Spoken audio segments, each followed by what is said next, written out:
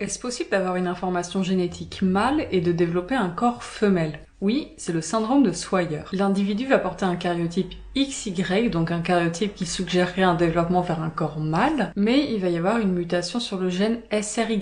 C'est un gène qui est responsable entre autres de la différenciation des gonades en testicules. Les gonades, ce sont les organes qui vont servir à la reproduction. Chez les mâles, les gonades se différencient en testicules et chez les femelles, elles se différencient en ovaire. Donc ici, ce gène SRY est muté et non fonctionnel, ainsi les gonades ne vont pas se différencier en testicules. Ici, je parle d'une mutation du gène SRY, mais c'est pas le seul qui est impliqué dans cette différenciation.